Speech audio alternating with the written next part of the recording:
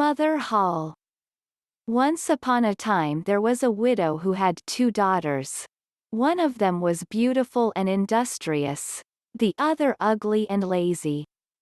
The mother, however, loved the ugly and lazy one best, because she was her own daughter, and so the other, who was only her stepdaughter, was made to do all the work of the house, and was quite the Cinderella of the family. Her stepmother sent her out every day to sit by the well in the high road, there to spin until she made her fingers bleed. Now it chanced one day that some blood fell onto the spindle, and as the girl stopped over the well to wash it off, the spindle suddenly sprang out of her hand and fell into the well. She ran home crying to tell of her misfortune, but her stepmother spoke harshly to her, and after giving her a violent scolding, said unkindly, "As you have let the spindle fall into the well, you may go yourself and fetch it out." The girl went back to the well not knowing what to do, and at last in her distress she jumped into the water after the spindle.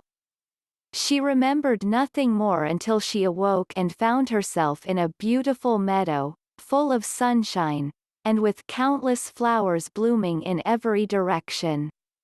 She walked over the meadow, and presently she came upon a baker's oven full of bread, and the loaves cried out to her, take us out, or alas, we shall be burnt to a cinder, we were baked through long ago." So she took the bread shovel and drew them all out. She went on a little farther, till she came to a tree full of apples. shake me, I pray," cried the tree. "My apples, one and all, are ripe." So she shook the tree, and the apples came falling down upon her like rain. But she continued shaking until there was not a single apple left upon it. Then she carefully gathered the apples together in a heap and walked on again. The next thing she came to was a little house, and there she saw an old woman looking out, with such large teeth, that she was terrified, and turned to run away. But the old woman called after her, "What are you afraid of, dear child? Stay with me. If you will do the work of my house properly for me, I will make you very happy.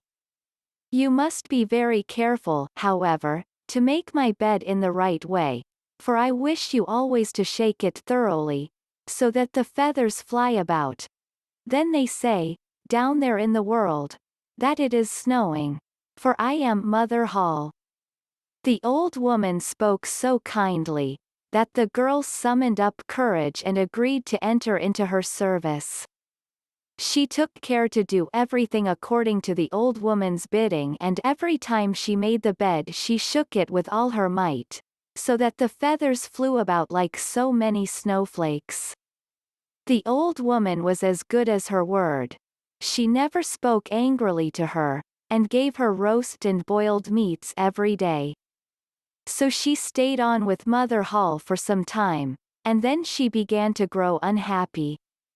She could not at first tell why she felt sad, but she became conscious at last of great longing to go home. Then she knew she was homesick, although she was 1,000 times better off with Mother Holle than with her mother and sister.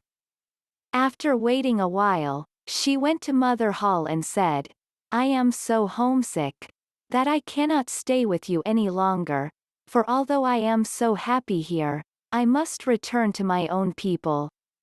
Then Mother Holle said, "I am pleased that you should want to go back to your own people, and as you have served me so well and faithfully, I will take you home myself." Thereupon she led the girl by the hand up to a broad gateway.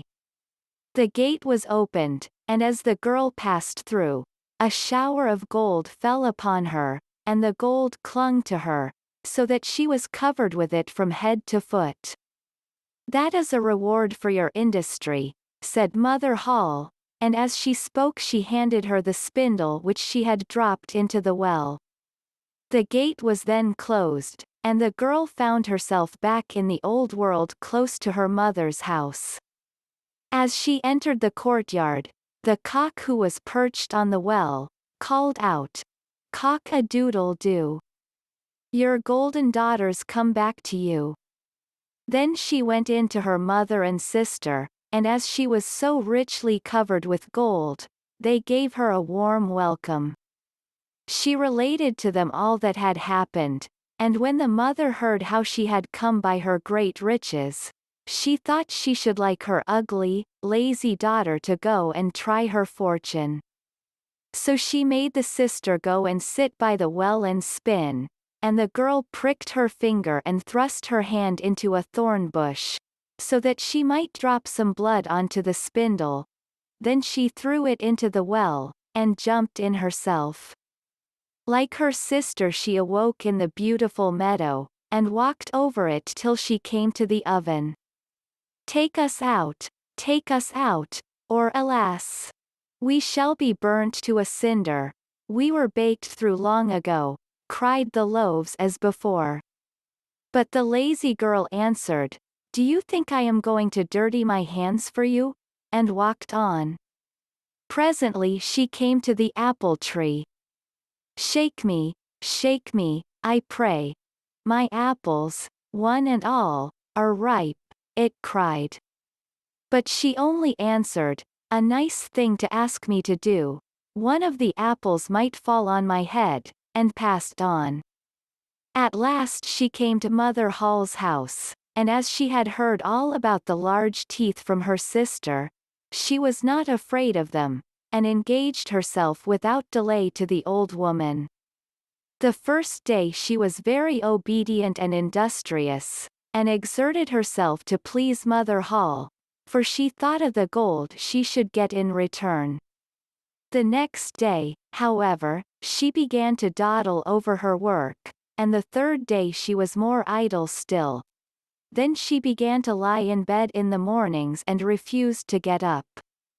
Worse still, she neglected to make the old woman's bed properly, and forgot to shake it so that the feathers might fly about. So Mother Hall very soon got tired of her, and told her she might go.